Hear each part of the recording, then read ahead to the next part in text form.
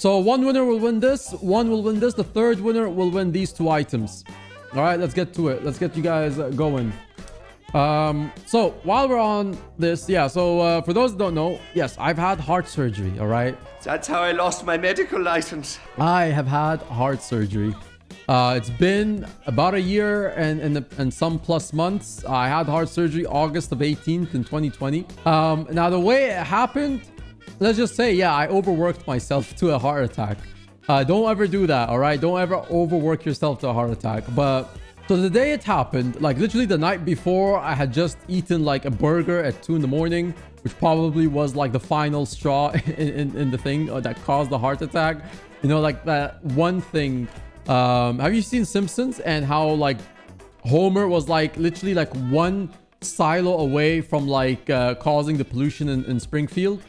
Like that was me. Like that was me with the burger. That was basically how it happened. Like that one burger is what triggered it. Oh yeah, too late to go now. So I had a burger, finished up my my call.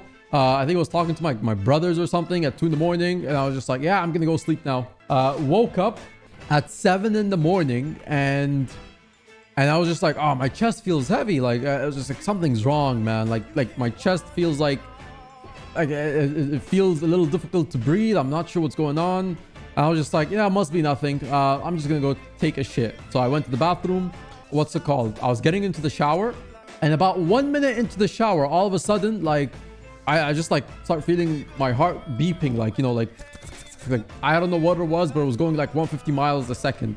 So like I started like feeling that my heart's beating too quickly. I can't see. Everything's getting dizzy. I'm just like, oh, what's going on? I was like, I'm having a heart attack. And then I was just like, oh, wow, I'm having a heart attack in the shower. Like, why of all places is it in the shower? Like if something happens now to me and I don't get out of the shower, they're going to write on the Boston Globe headlines, student found or sorry, like just international foreigner or whatever is like found dead in the shower naked, you know, like that's gonna be the headline, naked. That's all that I was thinking in that moment. I was like, this is how it ends. Seriously, I die in the shower. So I try to close the shower quickly as much as I can. I try to get out of the shower. Look, at this point I can't see what's in front of me. All I know is like everything's blurry, like the screen is like, you know, giving me that like no signal sound and everything.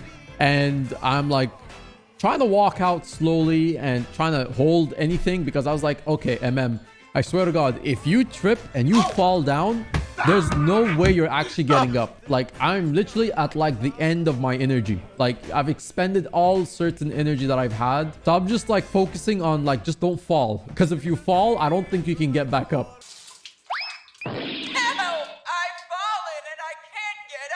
So I'm holding everything and I'm looking at the towel. I'm like, should I dry myself? And like my brain is like, if you dry yourself, you'll use up the rest of your energy and then you probably won't even be able to make it to your phone. So I'm just like, you know what? That's it. I am walking out of this bathroom, you know, butt naked, water just like, you know, dripping down because of the shower. And I'm going to try and make it to my bedroom, which is where my phone's at. So I'm walking, you know, the hallway, it's cold, like water is like making everything harder because like it's slippery. The whole floor is slippery. Like I could literally like just slip, and like I could even hear the cartoon sounds like of slipping. And before going to my phone, I don't know why, I was just like, you know, maybe if I drink some Gatorade, it's going to solve the problem. So instead of going to the bedroom, I go all the way across the hallway of the apartment, because the kitchen is like all the way on the other side.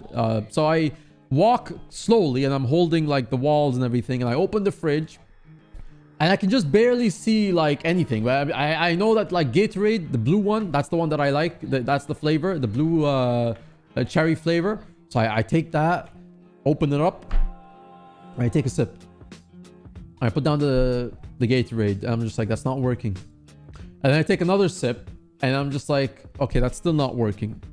Turning away, and I'm like, all right, I still have to get my phone. So I still have to walk all the way back across the hallway to get the phone.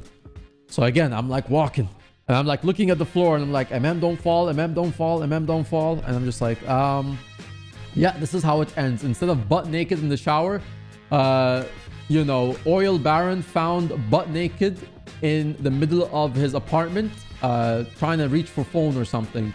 So I eventually crawl my way or walk my way all the way to like the bedroom, and I could obviously see like there's a bed. It's still like, you know, TV signals all around, so I still can't see much, but I just know that I could see somewhat of a bed, and I'm just like, okay, I can fall now.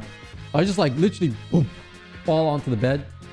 I grab my phone, and then instead of calling 911, I just decided to call the hotel, or not the hotel, but the concierge downstairs.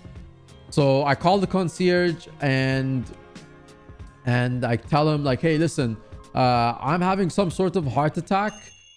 Can you call an ambulance to room 2114? I'm having some sort of a heart attack. I don't know what it is, and please send someone up. I just shut the phone on him. I'm like, he'll figure it out, right? He'll obviously figure it out. Like, so they sent someone up. I think in less than 30 seconds, like someone was already at the apartment door, unlocked the apartment, came in. Security's like, what's going on? I'm just like, I don't know, man. I think it's a heart attack. Can you just call the ambulance? They're like, yeah, we already called the ambulance immediately. And then like he's just like, okay, I need you to stay conscious. Don't sleep. And I'm just like, yeah, okay, so just tell me something. So he starts asking me, what's your name? I tell him my name, you know. I ask him, when were you born? I'm like, I was born on this day. He's like, he just starts asking questions to keep me conscious long enough for the ambulance to get here. And then like he was like running out of questions. So he was just like, okay, who's the president of the US? And I was just like, Orange Man, Donald Trump. Like I literally couldn't even answer that one properly. I was just like, Orange Man, Donald Trump. And then ambulance eventually gets there, and then by the time they got there, I was like somewhat better. And then they come in there with like the stretcher, and I'm like, can I not be in the stretcher? Like, I think I could stand. Like, I think I'm fine now. I can walk. And they're like, no, it's protocol. You have to be in the bed. So I'm just like, okay, fine.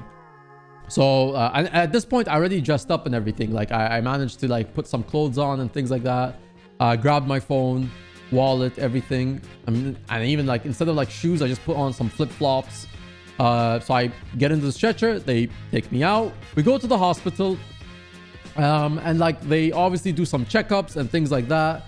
And the checkups are taking a little long because like I'm starting to see like I'm in the emergency, you know, like they put you in one of those emergency rooms. I'm starting to see that like, okay, they're going back and forth, and I'm just like, okay, I'm like, all right, I think there's like a 10% chance you're gonna have heart surgery today or some sort of surgery. And then the longer I stay, they're like, okay, we're gonna put you in a CAT scan. And I get a CAT scan. And like it takes them like maybe 20 minutes to eventually get the scan because I can't even lie down flat without like, you know, almost like I can't even breathe. Like I can't even lie down flat. I keep telling them like, pull me back up. Like I can't breathe. So eventually like they get the CAT scan, they get all the checkups. And now this is like 4 hours later. And I'm like, there's probably like a 99% chance you're getting some sort of surgery at this point. And then after all the checkups, like a army of doctors, like literally I just see like an army of doctors, all with like serious looking faces.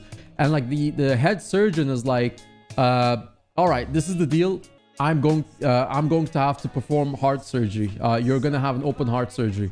I'm just like today, like do I have to book it tomorrow or, and then he's like, no, you don't understand. Like you need to have heart surgery today.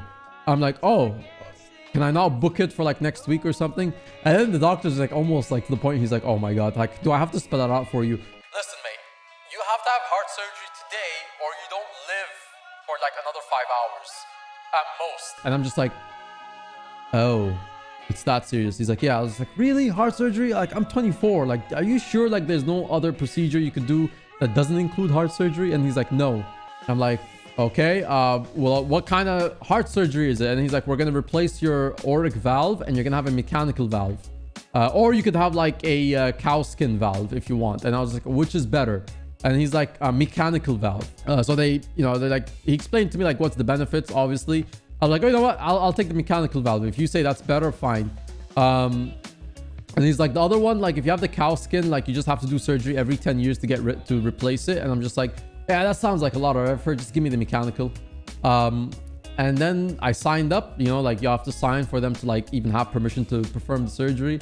I think even the doctor was like, listen, whether you signed or not, I'm still performing the surgery. I don't care. Like you're actually like in a severe situation. You're going to die soon.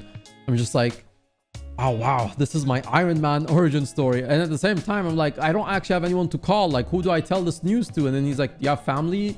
I'm like, yeah, they're all halfway across the world in the UAE, like in Dubai. And then he's like, okay, we'll call them.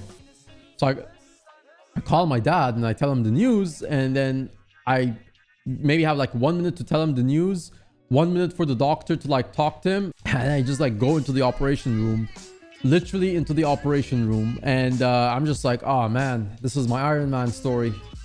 And then they're like, okay, keep calm and everything, we're gonna put this oxygen on you, you're gonna go to sleep. I'm just like, all right, let's just get this over with. I'm like, I'm gonna be able to get out of the hospital in 3-4 days, right? They're like, and then the nurses are just like laughing, like, oh yeah, sure, just go to sleep now. And then I wake up at like, I think it was like 8 or 9 p.m. and I'm just like, I feel so much pain, but I'm also very dizzy and I'm very drowsy. And I'm just like, oh well, I just had heart surgery, didn't I? And then the nurse comes in and then she's like, are you okay? How are you feeling? And then like I tell her, can I have my phone? And then she's like, sure. I get my phone and then I'm like taking a picture and I'm just like smiling, and I take a picture after the heart surgery. This is literally the picture. So I take this and I'm like, you know what? With all things considered, I don't think I look that bad. So I speak to my dad a couple of hours later as well, and I tell him like I'm fine. Surgery seems to be a success and everything. So yeah, and then my dad's like, how do you feel? And I'm just like, you mean, I tell my dad, I was like, to be honest, like I had a few things planned, you know, like I wanted to get back to streaming. I was not planning to have heart surgery today, but you know, minus all that happened, I feel pretty good. So he's like, okay, good. Okay, I'm being checked in for a COVID test, and I will be in Boston in 1 day. Okay, I'm like, I'll see you in 1 day. I was like, okay. And I was like, wait, how do you get a flight out? It's the pandemic at this point. Flights are still just about to be opened, like not even. And he's like, I found a flight that will go out immediately. So I literally 2 days later, my dad's in the hospital with me, and everything is fine. So, and then that was it. You know, I spent 2 weeks in the hospital, and then, you know, months of recovering. And then obviously you guys saw me stream, but that was also during my recovery period. But that's the story of how I had heart attack. And I had no idea. I never even saw it coming. All right. So that's my Iron Man origin story, chat. There you go. You know what? I need to make this into a video. I don't know how I'm going to make this and how I'll make the video. Maybe I'll commission someone to do the editing for me. But I'm going to make a video about this because every time someone asks, I have to explain somewhat of the story. And you know what? I gave the full story here today. I'm going to make a video, and every time someone asks about it, I'll just have a video about it. So there you go. There's my Iron Man origin story.